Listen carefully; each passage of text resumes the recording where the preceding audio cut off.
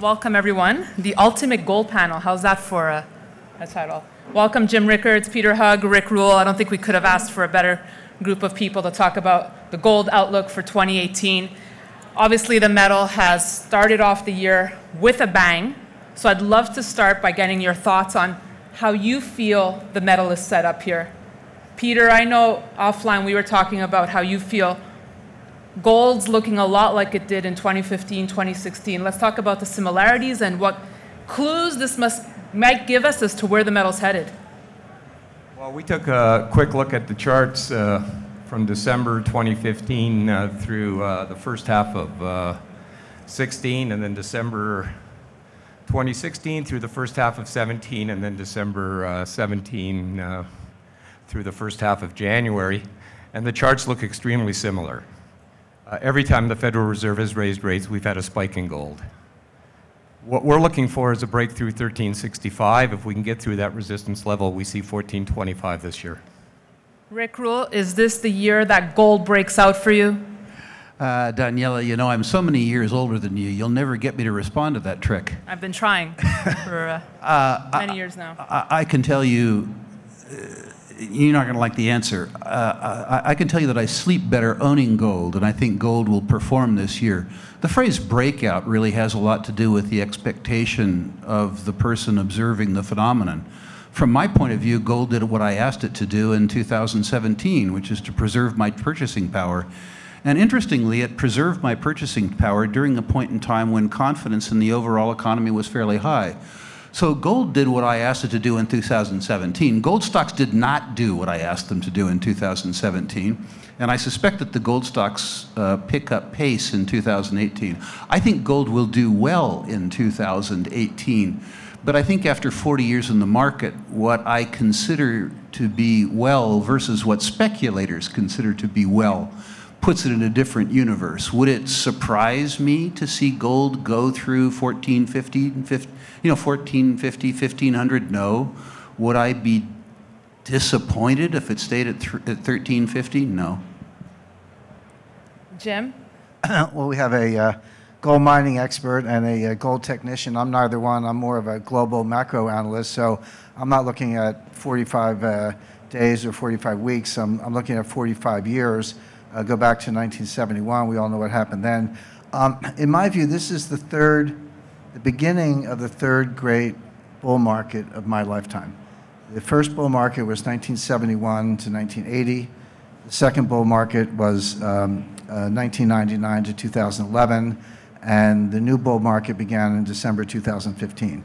So regardless of what it does this year, I would expect it to be up, and I think it could very well go to 1400. I don't want to put a stake in the ground on that, but I could see it going to 1400. But even if it doesn't, to take Rick's point, I expect it to be up on the year, and I expect this to be a multi-year bull market that could go 5, 6, 7 years and eventually get gold to $10,000 an ounce, which is the implied non-deflationary price of gold in a world where you have to look to gold to support the monetary system. Well, let's talk about the catalyst for you, Jim. Why do what's your case for gold? Well, the analysis is hard, but the catalysts are easy. I mean, there's just such a long list. I can't say any one of them will be it, and of course the timing is uncertain, but we're on the brink of a war with North Korea that could involve nuclear weapons, so the first use of nuclear weapons in a war since August 1945. We're on the brink of a trade war with China. President Trump has refrained. President Trump wanted to start the trade war with China the day he was inaugurated, actually before he was inaugurated. But he couldn't because he needed China's help on the North Korean portfolio. China has not helped, and so therefore he's ready to go into a trade war with China. We're going to be hearing about steel, aluminum, solar panels, washing machines, dishwashers, washing machines, and theft of intellectual property. You're going to be hearing about nothing but that for the next several months. We see what Russia and China are doing. Both countries have tripled their gold reserves in the last 10 years. Russia's gone from 600 tons to 1,800 tons. China's gone about the same, officially 600 tons to 1,800 tons. They probably have a lot more. It's not a stretch to say China probably has 4,000 or 5,000 tons. They're doing that for a reason. They see exactly what I'm describing. So there's an impeachment of President Trump. I don't know what's going to happen in the House elections. in November 2018. That's uncertain. What is certain is that if the Democrats win, they will move immediately to impeachment proceedings. Whether that results in the removal of the president or not is a separate issue having to do with the Senate, but just that fact alone, these are the kinds of major uncertainties. Stock markets hate, bond markets hate, you get flight to quality, and it's all very positive for gold. Peter or Rick, we've heard some talk about the possibility of a QE4. Is that a possibility for you, Peter? Well, in this world, it is a possibility. I mean, I'm looking at the fundamentals of gold right now. When you look at gold at $1,340 an ounce, in a backdrop when you have the equity markets at record highs, you have interest rates moving higher, 4 interest rate hikes in the last 3 years, a relatively stable dollar. I mean, gold technically, you could make the argument should be trading at $1,100. It's trading at $1,340 today. Again, I'm looking for a technical break over 1365 to get a little bit more bullish. But if you look at the fundamentals right now, gold really should be lower, not higher. And there's a lot of the inflows into the ETFs are almost at record pace right now. So I think the big money is hedging the bets on the equity market. I'm not in the camp that the Fed's going to go 4 times this year. I don't think we're going to get a recovery that's going to generate 4% GDP growth in the US. There's a bit more room in the stock market because the tax break has not been factored into the earnings. But I think the equity markets are a little stretched here in the US. I do not think the Fed is going to be as aggressive as many people think. And I'm not certain that the economic recovery in the States is going to be 3.5% to 4%. If anything rolls over, take the geopolitical issues out of the North Korean war, which is an unknown, but if you just look at the economic forces, if the economy starts to slow down, or if the equity market, for some reason, backs off in a major way, the Federal Reserve is going to reverse policy. Will it be called a QE4? I don't know if they'll go back to that extent, but they're certainly going to reverse course on tightening, and they're probably going to start easing again, possibly as early by third quarter this year. Rick, I see you nodding in agreement there. Yeah, I think that was a really good overview. It brings to mind a statistic that I've talked about in interviews with you, which is that it's estimated that between 1/3 and 1/2 of 1% of the savings and investment assets in the United States are in gold, meaning that most people in the world can't spell gold. The fact that gold has done relatively well in a period of time when confidence and liquidity are extremely high, or put differently, that gold has done well with the VIX sound asleep, suggests to me that if there was any change in perception in gold, there could be an interesting move. In 1981, when investors could still spell gold, gold and gold-related equities, that is precious metals investments, comprised between 8 and 8.5% of the matrix of investable assets and savings assets in the United States. The 3-decade mean is 1.5%. I'm not suggesting that we go back to 8. I'm suggesting that if anything happened to shake confidence, particularly after a 35-year bull market in the bond, that gold could revert to mean, which would triple or quadruple demand for precious metals and precious metals equities in the United States. If you overlay that, if you overlay the under-owned nature of gold with the performance of gold that Peter just talked about so well, I think the circumstances are that arithmetically the upside is both closer and greater than the downside. Let's talk about investor interest. Peter, retail offtake in North America continues to remain anemic here. Is this going to change in 2018? I mean, I've been in this business since '74. I like to tell my postman story from 1980 when there were no computers and most of the trading desks handled business by picking up the phone and calling their counterparties. We had a little Italian guy, probably no taller than 5 foot, that was our postman that used to have to fight his way through the lines at our bank to buy precious metals. The lines went around the block 3 or 4 times. And he fought his way through those lines every day, dropping off mail. And gold got to about $840, and I turned to my head trader and I said, "We're at the top, it's coming down." And they asked me why, and in line at the counter was the postman buying gold.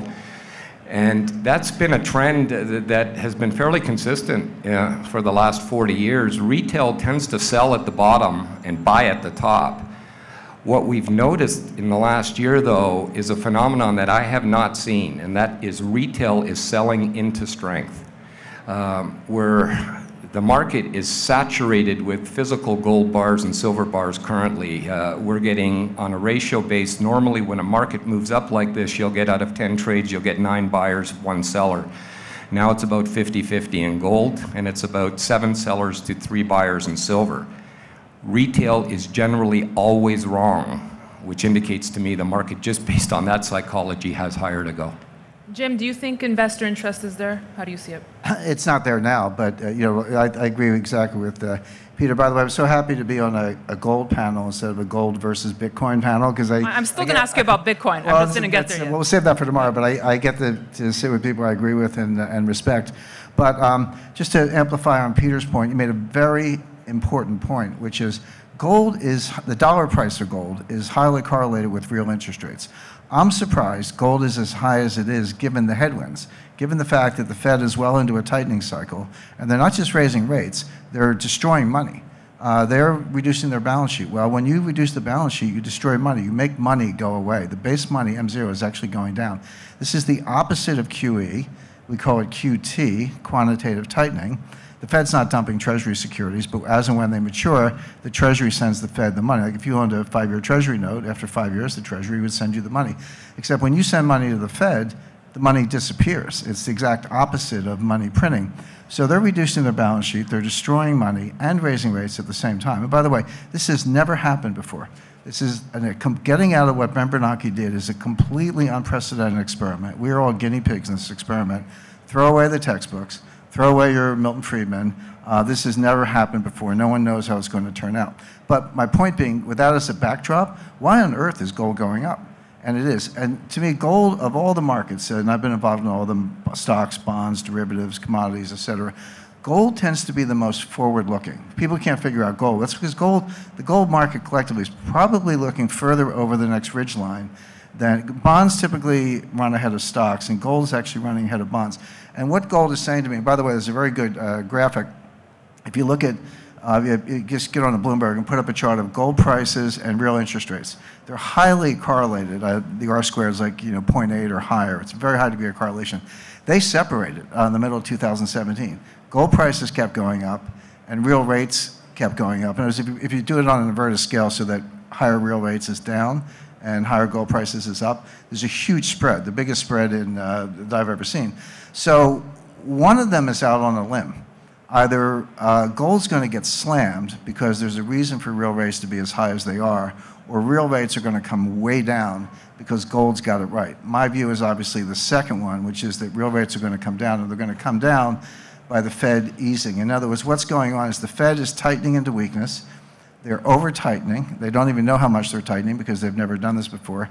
They are going to slow the economy if they either cause a recession or come very uncomfortably close to a recession, at which point they're going to have to back off, which, by the way, will be their 8th flip-flop since May 2013. And once they send that signal, they'll do it. They won't go to QE4 immediately. They'll do it by pausing on one of these quarterly rate hikes, and then they'll pause again, and then they'll say, maybe we ought to slow down the balance sheet reduction, and then they'll get into forward guidance. It's a long way to QE4, but they'll get there eventually. But the minute that happens, it's going to completely validate gold's move, and then gold will spike a lot higher. But if we were to play out your other scenario, Jim, and if gold were to get slammed, what kind of correction would you anticipate? Well, I mean, in that world, gold should go back down to, 1230, 1250. If it's going to align with, if real rates have the story right, I think gold has the story right. But if real rates have the story right, which the only explanation for that would be the economy is really strong, the Fed's behind the curve, inflation's right around the corner, the job market is as tight as they think it is, the Phillips curve works. I don't believe any of those things. But if all 5 of them happen to be true, right, then real rates are in the right place and gold's out on a limb. But that's not my view. My view is gold has it right, real rates are too high, and they're going to come way down. Rick, I know we've talked about this in the past, and we tried to get to the bottom of it because there's a lot of differing opinions on this, is how much gold is really out there? How much gold supply really exists, and have we reached peak gold? What's your take on that? In terms of peak gold production, I suspect we have reached at least an intermediate top in production, new mine production. Understand that new mine production is less important in gold than it is for most other materials. Most other materials, you mine them and you use them in something. Almost all the gold that's ever been produced, that's ever been mined, still constitutes supply. Supply becomes interesting from a company's point of view because the fact that we've reached peak gold means that the industry is itself can't grow. That market cap has to be cannibalized among efficient producers to weak producers. It's important to note that if we began exploring aggressively now, that exploration would result in production 10 years from now or 12 years from now. It's also important to note, despite the fact that there's many fine companies on the floor, if you go from booth to booth and ask them how much gold there is, there's never going to be a shortage for the rest of time. Some of that gold, for some reason, doesn't seem to materialize. But the fact that we've underinvested and misinvested in gold for 15 or 20 years would suggest that the peak gold production, at least at this gold price, with these market caps, in other words, this cost of capital for the gold mining industry, has happened. Peter, what are you seeing on the supply side?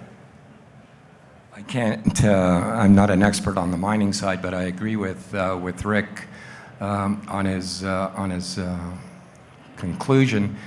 What I'm looking at is there are thousands of metric tons of gold sitting in the market right now that were put into this market from 2006 to 2011. I mean, you just have to use the US Mint's production numbers, and they're only one producer. You've got the Royal Canadian Mint, the British Royal Mint, the Austrian Mint, the Perth Mint. You've got a number of manufacturers such as Johnson Matthey, Asante now, that have produced massive quantities of investment bars and coins that have been put into this market over the gold boom between 2006 2011. Some of that gold is in strong hands. There are groups in the United States that believe the system will entirely collapse. That gold tends to be held fairly long term. They don't tend to sell. They're looking for serious price appreciation in gold. They want to use the gold for barter systems. Then you have another segment of the population that I call the collector that gets involved with buying collectible coins from the various mints and private mints, and they'll buy Darth Vader coins, Superman coins, and they're all 1 ounce of silver, so it does take the supply off the market, and that stuff tends to get put into drawers and it's not really traded as an investment, so that supply tends to be fairly stagnant. But there's a big chunk of gold out there and silver that has been accumulated by investors between 2006 and 2011 when gold peaked at 19 and a quarter that has yet to possibly surface.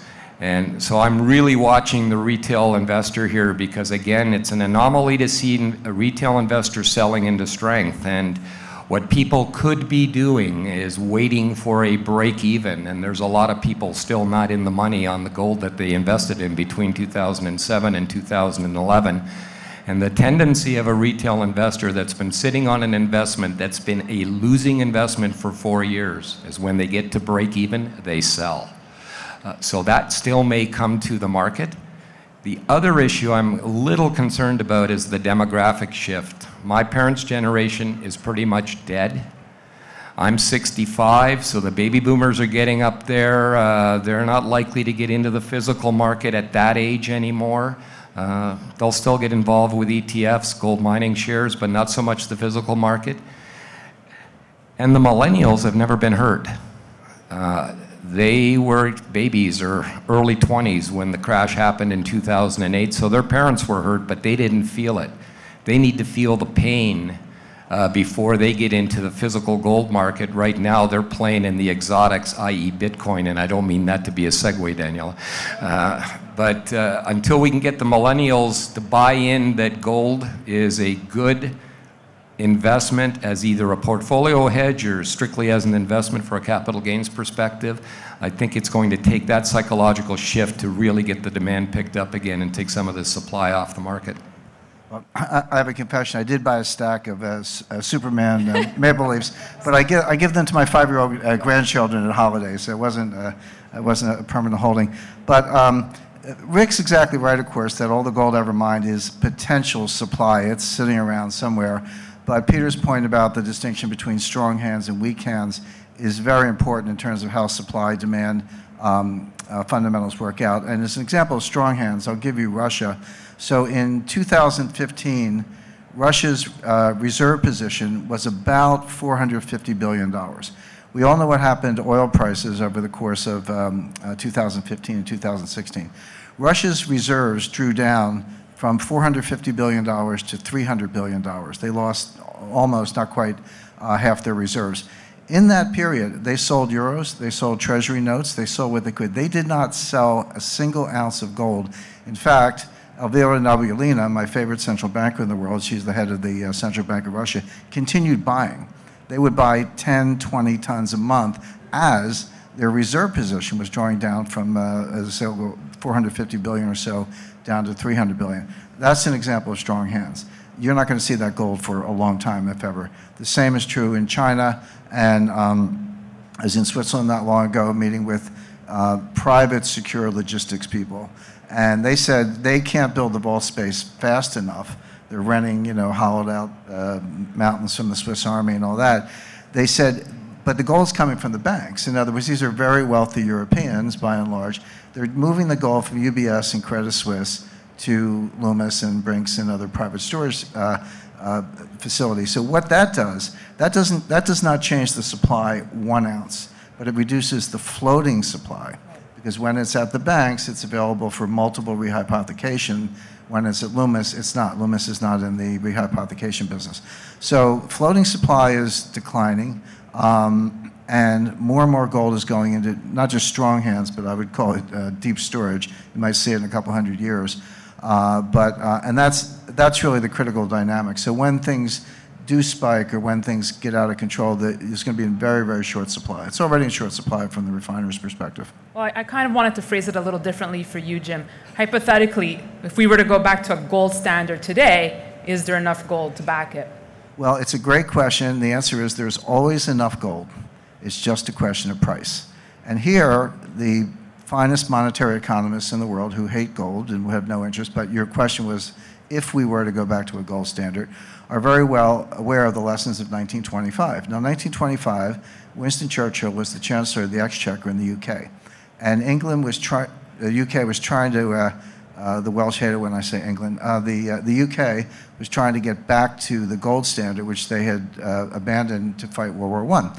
And the question is, at what price? Now, they had doubled the money supply to fight World War I. That's normal. Wars are existential, and you print money to fight the war.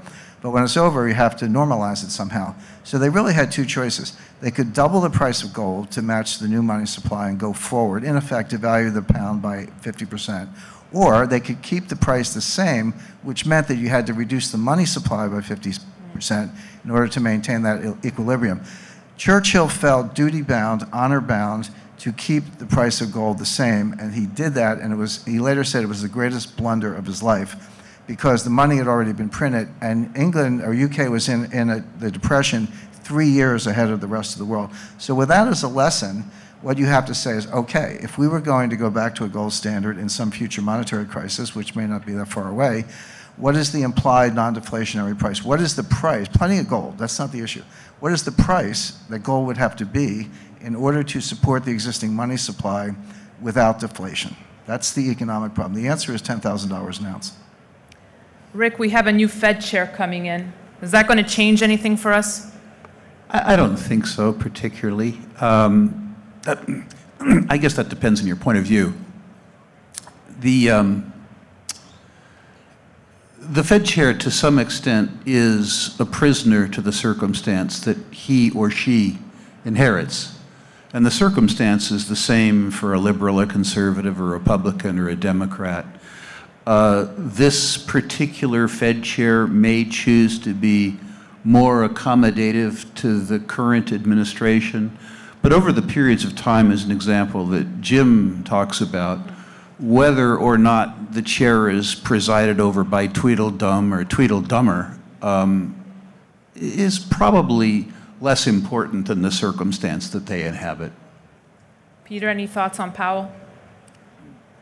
I see Powell similar to Yellen. I think he'll go with the tide. I mean, right now, I mean, they're talking about rate increases. There is some dissension within the Fed. I don't think they're unanimous that they want to go 3 or 4 times. Some voting members are a little bit more reluctant. They'd like to see inflation pop over 2%, which I think they will. So I think it'll be a matter of circumstance. You know, Powell can come out now and say that he's a dove. He'll be a hawk as soon as he needs to be. I mean, it'll be sort of a reaction to what is happening in the economy, what's happening in the equity market, and you know, what's happening with the housing market, which looks like it might be forming a bubble. There's just a number of issues out there, and I think Powell strikes me as the kind of guy that'll be flexible enough to react appropriately. Jim, is it more of the same for you, or? In the short run, more of the same. I agree with Rick and Peter on that. Look, Jay is, he's a rare thing in Washington. Everybody likes him. He's like one of the most well-liked individuals. I've met him. He's just a really nice guy. He's a lawyer, and you know, I'm in favor of that because I'm a lawyer, so that's good. But he's not a deep academic monetary economist, which may be a good thing in some circumstances. But here's my point.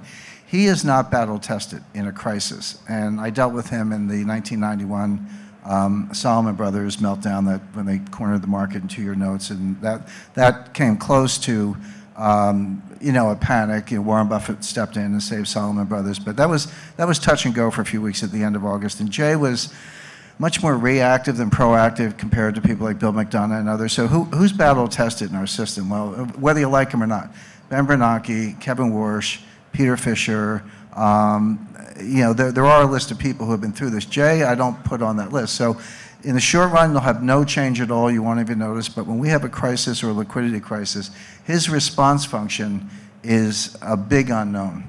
And I do think he's a little too close to the White House. The only reason he's in there is because Steve Mnuchin wanted him, and Mnuchin's close to Trump, and they all got together and said, wouldn't he be a great guy? And he's a fine choice, but there's a little too much cronyism there between the White House and the Fed. So a combination of the fact that he's not battle-tested and he's a little too close to the White House, that's a real wild card in the next crisis. Can't believe we only have 2 minutes left. So with this time, we spoke so much about gold, but if we look at the other precious metals, palladium, platinum having an excellent run here. If I asked you to choose between silver, platinum, and palladium, any that you really feel has a strong upside potential here, Rick? We're leaving gold out of it? Leaving gold out of it, yeah. I should start by saying I prefer gold of the 3 because it's insurance and I'm a coward. If I had to pick one more right now, platinum and palladium have had a good enough run, I'd probably leave them aside and I'd look for silver to follow on to gold. But I also need to say this sort of question is not one where my track record is exactly, pardon the pun, sterling. Peter, I know you liked palladium. You still liking palladium? Well, I like palladium at 600. I don't not like it at 1150. You have to have some courage to be in the palladium market at 1150. The tends to move 50, sometimes $70 a day. I know that doesn't sound like a lot when gold can move that, but for palladium, that's a significant move. I mean, under $1,000, I'm still somewhat amenable towards palladium. But if I had to pick a metal and I'm taking the position that I'm bullish the market, I would agree with Rick that if you're going to play a metal here, just from a ratio basis, I mean, silver's almost at 79 to 1, that you'd have to be looking at silver. If gold is going to break up through 1365, I think silver's got some catch up to do and tighten that ratio down at least back maybe to 72. Even at current market where gold is, a 72 to 1 ratio on silver suggests silver at $19. Jim, any preference? You know, Danielle, I do not do paid endorsements, except when it comes to my own books. Then I'm shameless about promoting my books.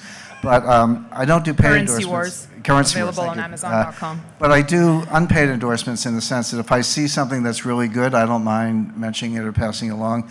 There's a dealer called Neptune Global, run by a guy named Chris Blasey. They have a product called the PMC ounce, and it's a patented weighted combination of gold, silver, platinum, and palladium. So it's physical metal, completely allocated in a vault, or you can take delivery if you want. So it's not a paper product, it's not a derivative product, it's real metal. But you buy an ounce, this notional ounce, and you get a preset mixture of the four.